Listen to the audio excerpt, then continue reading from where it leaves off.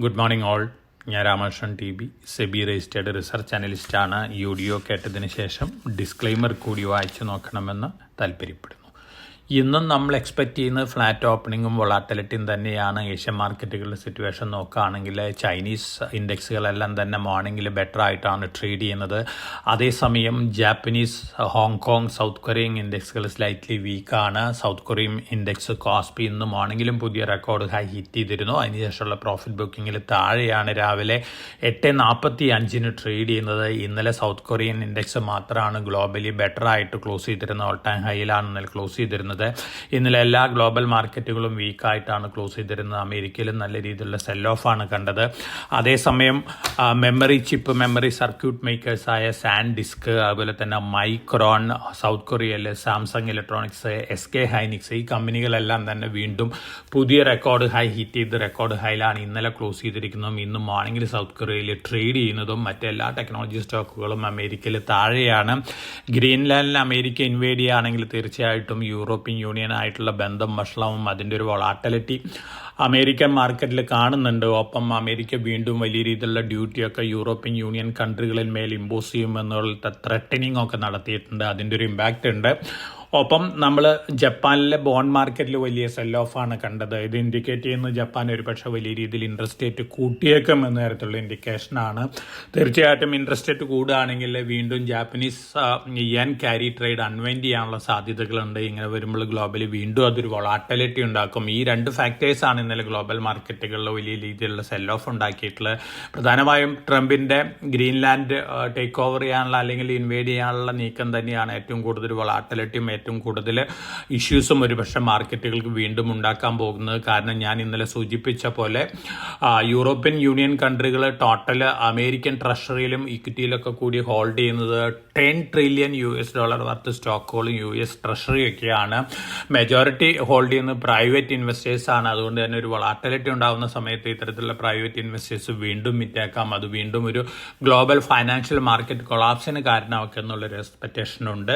അതിൻ്റെ ഒരു ഇമ്പാക്റ്റും കൂടി നമ്മുടെ മാർക്കറ്റിലും ഗ്ലോബൽ മാർക്കറ്റുകളിലൊക്കെ ഉണ്ട്. ഇനി ഗോൾഡിനെ സംബന്ധിച്ച് നോക്കുകയാണെങ്കിൽ ഗോൾഡ് ഇന്ന് വീണ്ടും പുതിയ റെക്കോർഡ് ഹൈ എത്തിയിരിക്കുകയാണ്. $4,844.16 പെർ ഔൺസ് ആണ് സ്പോട്ട് ഗോൾഡ് ഇന്ന് രാവിലെ ഹിറ്റ് ചെയ്തിട്ടുള്ള റെക്കോർഡ് ഹൈ.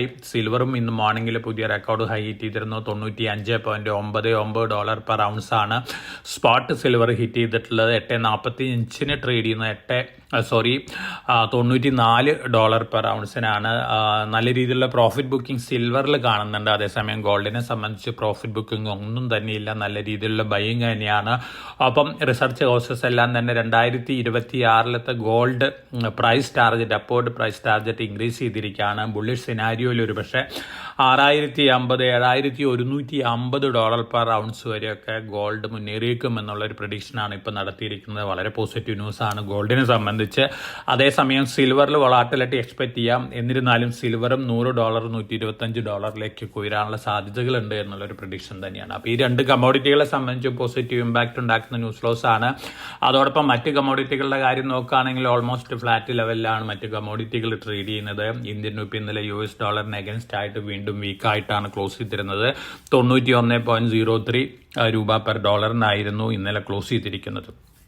ഇനി നമ്മളെ സംബന്ധിച്ച് നോക്കുകയാണെങ്കിൽ Q3 റിസൾട്ടുകൾ തന്നെയാണ് മേജറായിട്ടുള്ള ഇവൻറ്റ് ഇന്ത്യയിലുള്ളത്. അതേസമയം geo political tension related, Greenland related ഇഷ്യൂസൊക്കെ തന്നെയാണ് നമ്മുടെ മാർക്കറ്റ് നല്ല രീതിയിലുള്ള സെൽ ഓഫ് ഉണ്ടാക്കിക്കൊണ്ടിരിക്കുന്നത്. ഒപ്പം ന്യൂസ് ഫ്ലോസ് നോക്കുകയാണെങ്കിൽ സ്റ്റോക്ക് സ്പെസിഫിക് ന്യൂസ് ഫ്ലോസ് നോക്കുകയാണെങ്കിൽ എംബസി ഡെവലപ്മെൻറ്റ്സ്, എംബസി ആയിട്ട് മെർജ് ചെയ്തതിന് ശേഷം ഇന്ത്യ ബുൾ റിയൽ എസ്റ്റേറ്റ് ആണ്. ഇത് മെർജ് ചെയ്തതിന് ശേഷം കാര്യമായിട്ടുള്ള ഗെയിനൊന്നും ഇൻവെസ്റ്റേഴ്സിന് ലഭിച്ചിട്ടില്ല. അതേസമയം വലിയ ലാൻഡ് ബാങ്കുള്ളൊരു കമ്പനിയാണ്. അവരുടെ ബോംബെ ലാൻഡ് ബാങ്കിൽ പ്രൊജക്റ്റുകൾ സ്റ്റാർട്ട് ചെയ്യുകയാണ്. വലിയ രീതിയിലുള്ള ഇൻവെസ്റ്റ്മെൻ്റ് ആണ് സ്റ്റാർട്ട് ചെയ്യാൻ പോകുന്നത്. ലോങ് റണ്ണിൽ പോസിറ്റീവ് ന്യൂസാണ്. അതോടൊപ്പം യൂറോപ്യൻ യൂണിയനും ഇന്ത്യയും തമ്മിൽ മദർ ഓഫ് ഓൾ ഡീൽസ് എന്ന് പറയുന്ന ഏറ്റവും വലിയ ഒരു ട്രേഡ് ഡീൽ അനൗൺസ് ചെയ്യുമെന്ന് പറയുന്ന അടുത്ത ദിവസങ്ങളിൽ പോസിറ്റീവ് ന്യൂസാണ്.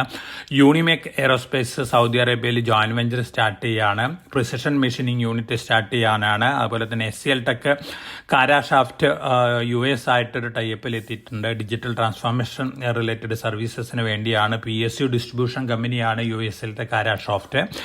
ഒപ്പം ഡൽഹി വഴി AI റിലേറ്റഡ് സോഫ്റ്റ്വെയർ ഇംപ്ലിമെന്റേഷൻ നടത്തിയിട്ടുണ്ട്. ലോജിസ്റ്റിക്സിൽ വലിയ രീതിയിലുള്ള AI ഏജൻസിനെ കൊണ്ടുള്ള പ്രൊഡക്ടിവിറ്റി ഇൻക്രീസ് ചെയ്യാനുള്ള നീക്കത്തിലാണ്. പോസിറ്റീവാണ് ലോങ് റണ്ണിൽ. പേസ് ഡിജിടെക്കിന് 94.5 കോടി രൂപ ഓർഡർ കിട്ടിയിട്ടുണ്ട്. ഇനി നമ്മൾ IPO മാർക്കറ്റ് നോക്കുകയാണെങ്കിൽ മെയിൻ ബോർഡിൽ ഇന്നലെ ആരംഭിച്ചുള്ള Shadowfax technology related logistics കമ്പനിയാണ്. ആദ്യ ദിവസം 0.5 ടൈംസ് ആണ് over subscription. Retail portion 1.2 times over subscription വന്നിട്ടുണ്ട്. ഇന്ന് NSE SME സെഗ്മെന്റിലൊരു ആയുർവേദ കമ്പനി IPO ഓപ്പൺ ആവുന്നുണ്ട്. KRM ആയുർവേദ ലിമിറ്റഡ് ആണ്. 135 ആണ് അപ്പർ പ്രൈസ് ബാൻഡ് വരുന്നത്. 2000 ആണ് മിനിമം ലോട്ട്. നല്ലൊരു ആയുർവേദ റിലേറ്റഡ് കമ്പനിയാണ്. ലിസ്റ്റിംഗ് ഗെയിൻ കിട്ടാൻ സാധ്യതയുള്ള ഒരു IPO ആണ്. ഇതൊക്കെയാണ് പൊതുവെയുള്ള മാർക്കറ്റ് ന്യൂസ് ഫ്ലോസ്. വളരെ കോഷ്യസ് ആയിട്ട് മാർക്കറ്റിൽ മൂവ് ചെയ്യുക. ഗ്ലോബൽ ഫാക്ടേഴ്സ് തന്നെയാണ് നല്ല വൊളാറ്റിലിറ്റി ഉണ്ടാക്കാൻ പോകുന്നത്. അതേസമയം ഗോൾഡ് വീണ്ടും നല്ല രീതിയിൽ മുന്നേറിയേക്കാം. $5000 അടുത്ത ദിവസങ്ങളിൽ ക്രോസ് ചെയ്യാനുള്ള ചാൻസസ് ആണ് കാണുന്നത്. $5000 പെർ ഔൺസ്. ഒപ്പം സിൽവറിലും മുന്നേറ്റം കണ്ടേക്കാം. പക്ഷെ നല്ല രീതിയിലുള്ള വൊളാറ്റിലിറ്റി ഒക്കെ സിൽവറിൽ എക്സ്പെക്ട് ചെയ്യാം. അപ്പോൾ വളരെ കോഷ്യസ് ആയിട്ട് മാർക്കറ്റിൽ മൂവ് ചെയ്യുക. എല്ലാവർക്കും നല്ലൊരു ട്രേഡിംഗ് ഡേ ആശംസിച്ചുകൊണ്ട് ഞാൻ ഇന്നത്തെ പ്രീ മാർക്കറ്റ് കമൻറ്ററി അവസാനിപ്പിക്കുകയാണ്. Thank you.